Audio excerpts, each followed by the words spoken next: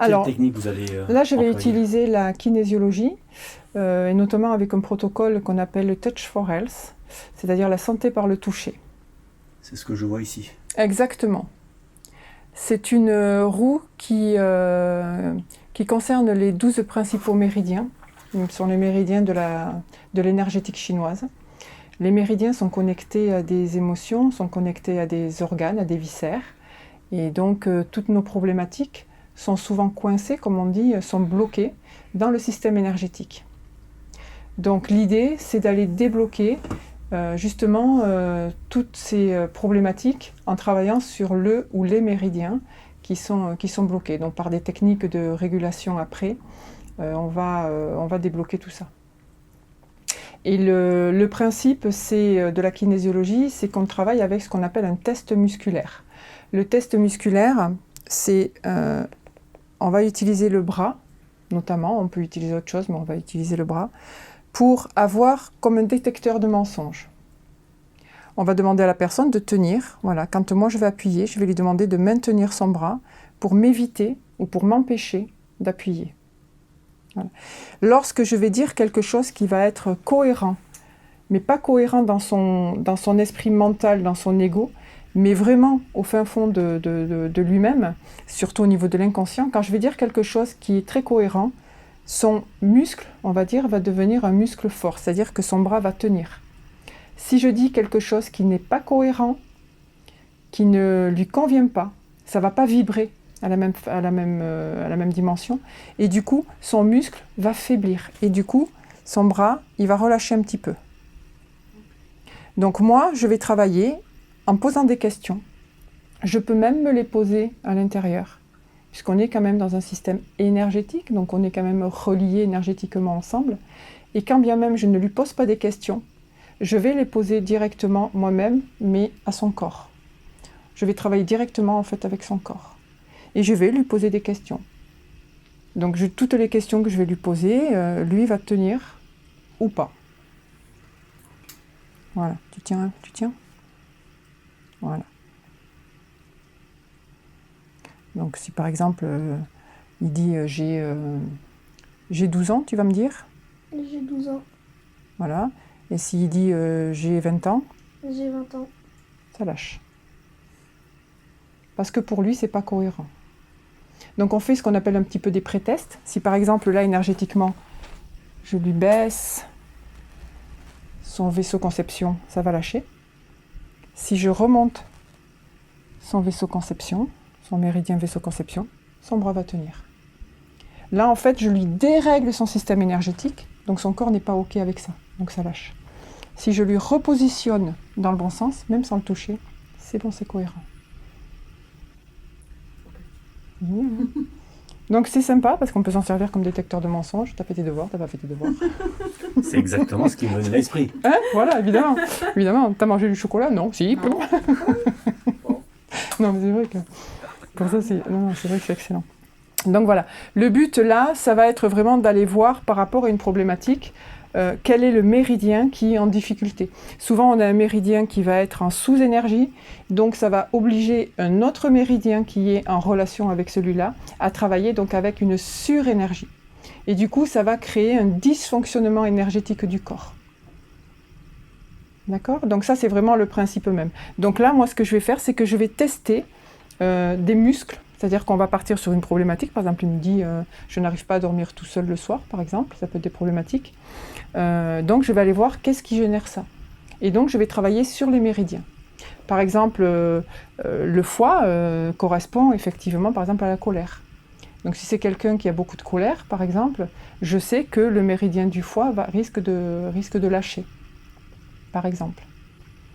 D'accord? Donc, tous les méridiens sont connectés avec des organes, avec des viscères. Les peurs aussi, le psoas, le muscle du psoas que je vais tester, si on est en lien avec des peurs, son muscle du psoas, derrière, là, ici, ça va relâcher également. Donc là, moi, ce que je vais faire, c'est que je vais tester. Je vais faire, comme on dit, la roue, et je vais tester tous les muscles. Voilà, donc peut-être en prendre un ou deux muscles. Hein, pas tous, mais... Ok. Hein? Allez, tu tiens. D'accord? Là, je vais faire comme ça. D'accord? Tu tiens. Tu tiens ton bras comme ça. Et je vais l'envoyer. Non, comme ça. Voilà. Et là, je l'envoie là. Tu tiens. Super. Tu peux poser. Je vais l'envoyer là. Tu tiens. Super. Tu peux poser. Après, tu mets comme ça. Voilà. Et là, je vais faire. Pose ton épaule. Voilà. Et là, je vais tirer vers l'extérieur. D'accord? Tu tiens? Ok. De ce côté. Tu tiens? Ok. Après, on va tester ici. Celui-ci. Là, je vais appuyer là. D'accord? Tu tiens? Ok. L'autre. On va imaginer que celui-là, il lâche. D'accord? Voilà. Celui-là, il tient pas. Est-ce que ça a un lien avec ce que vous aviez dit que c'était derrière la jambe? Non, ça, c'est le psoas après. D'accord, vous allez le D'accord? faire. Là, j'ai fait le Et le foie? quadriceps. Et le foie, vous allez le faire aussi? Ouais. Comme ça, j'aurai des images C'est-à-dire que d'illustration pour ici, qu'on habite à l'heure. voilà, d'accord. Donc là, je viens de faire. Alors, on va faire le psoas, d'accord? Donc le psoas, on est sur le méridien du rein et de la vessie, d'accord? Donc le psoas, voilà ce que je vais faire. Voilà. Là, je vais l'envoyer vers en bas, d'accord? Tu tiens? Voilà, lâche un peu. Voilà, clac, là ça lâche. Donc là, je vais marquer psoas gauche. Et le droit, on va dire que les deux ont lâché. D'accord? Voilà. Ensuite, quand on va travailler ici, donc, sur le méridien du foie pour faire celui-là, d'accord? Donc, le méridien, il est ici. Donc, on va travailler ici sur un muscle qu'on appelle le grand pectoral sternal. D'accord? Donc, le grand pectoral sternal, c'est celui-ci derrière. Et là, je vais l'envoyer comme ça. Tu tiens? Voilà. Là, on est sur le foie, sur le méridien du foie. D'accord? Voilà, là. Et celui-ci, je vais l'envoyer par là-bas. Tu tiens? Voilà. Ok. Et de là, on va faire... Donc, je vais faire toute la roue. D'accord? Donc, on peut imaginer que j'ai fait un peu toute la roue. Là, je vais faire donc des calculs pour voir ce qui a lâché, ce qui n'a pas lâché. Et de là, je vais faire des calculs pour voir quel est le méridien à corriger. D'accord. D'accord? Donc il se peut, on va en prendre un, d'accord? On va prendre, tiens, qu'est-ce qu'on a dit? Le foie. Voilà, le foie. Voilà.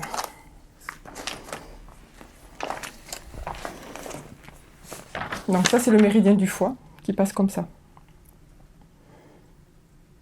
D'accord? Voilà.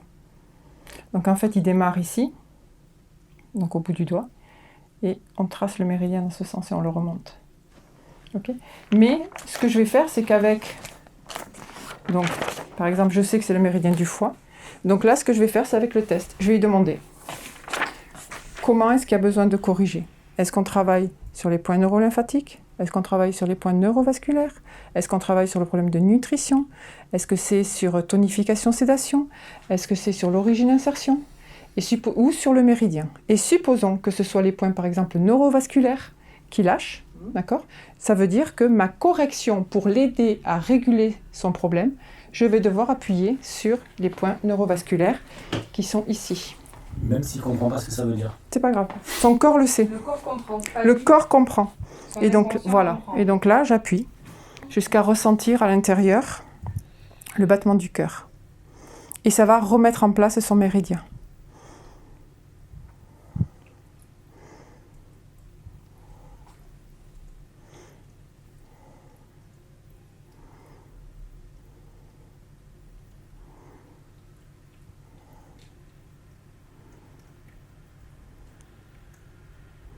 Et donc après, je reteste, d'accord? Et si tout à l'heure, ce muscle-là, par exemple, a relâché, aujourd'hui, maintenant, quand je vais le tester, il va être dur. Donc ça veut dire que la personne, elle a le résultat immédiatement.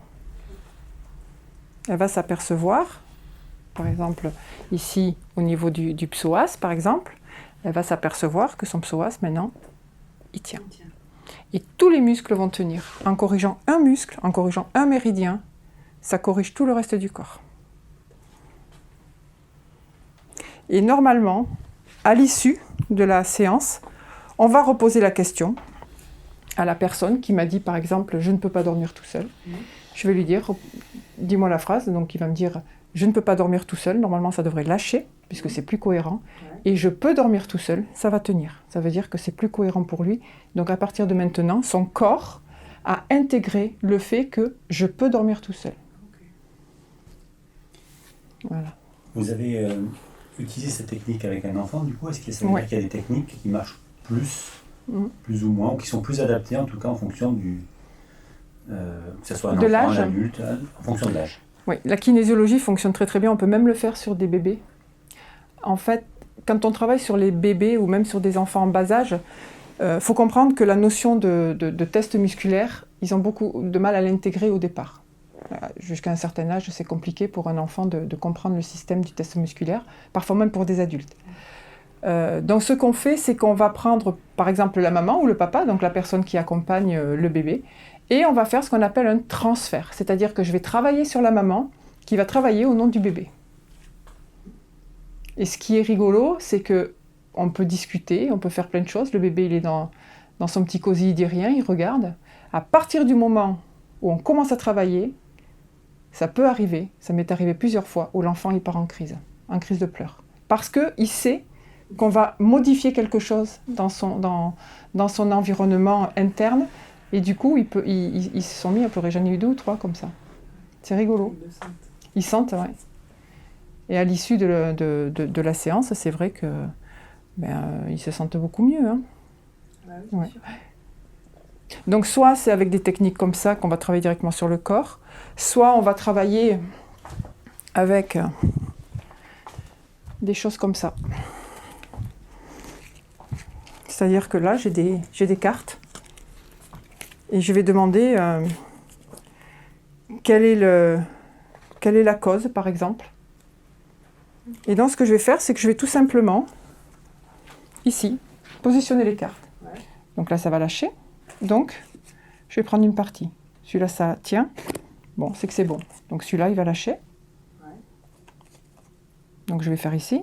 Celui-là, il tient, par exemple. Donc c'est pas ce paquet-là, puisque ça, c'est cohérent pour lui. Par contre, je sais que ce paquet-là, il lâche. Et je vais faire comme ça jusqu'à ce qu'il m'en reste qu'une. Et quand il va m'en rester qu'une, je vais montrer à la personne.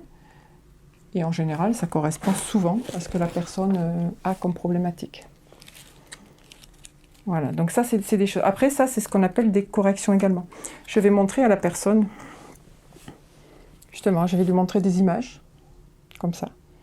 Il y a forcément 1 ou 2 images, des cartes.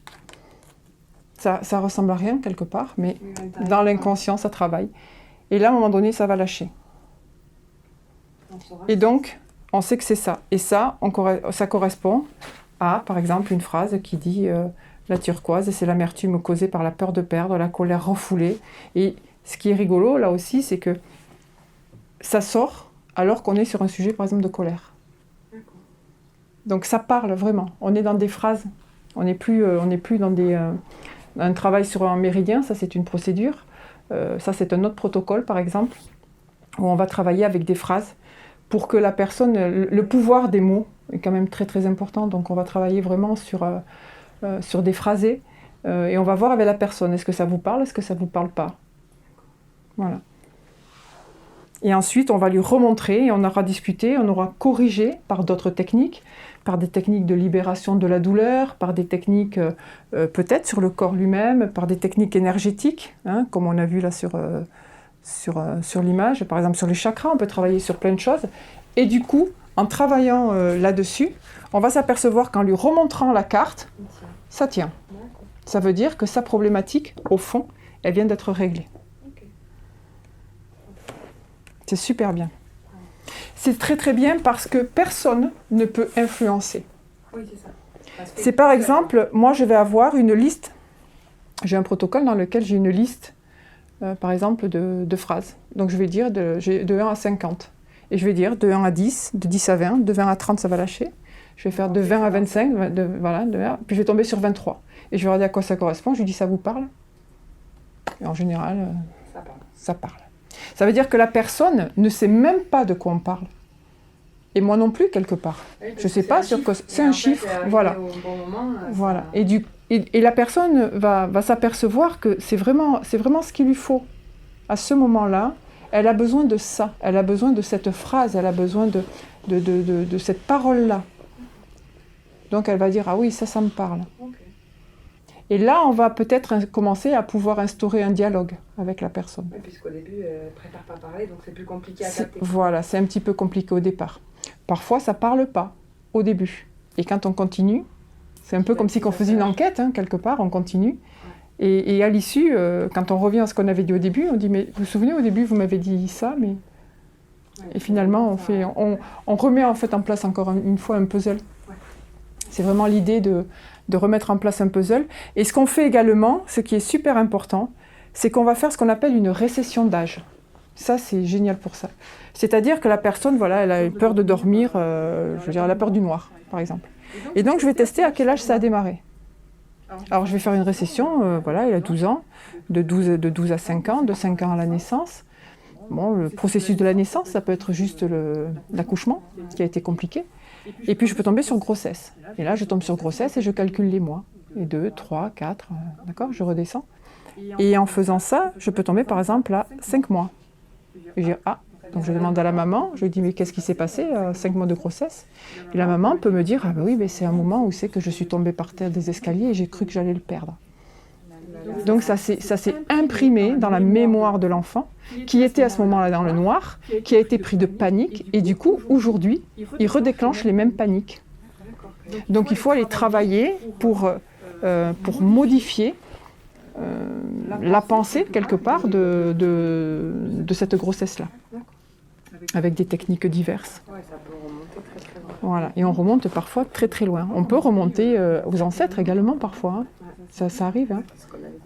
Ouais. Ça peut remonter très très loin. Donc c'est vraiment une technique qui se fait toute seule quelque part. Et personne ne peut l'influencer. Et je trouve ça très très bien parce que la problématique du thérapeute en général, c'est qu'à un moment donné, on peut se laisser surprendre et prendre le pouvoir. Et ça, c'est dangereux. C'est-à-dire dire, bon ben ok, elle a un problème de confiance, allez, moi je suis sûre que c'est ça. Et puis je vais faire comme ça. Et puis souvent, c'est pas ça. Et on n'a pas le droit de prendre le pouvoir sur les gens. C'est l'idée. Donc là, au moins, voilà, personne ne peut l'influencer, vraiment. Donc ça s'utilise vraiment à n'importe quel âge. À n'importe quel âge, on peut le faire. Et on détecte quand même pas mal de choses.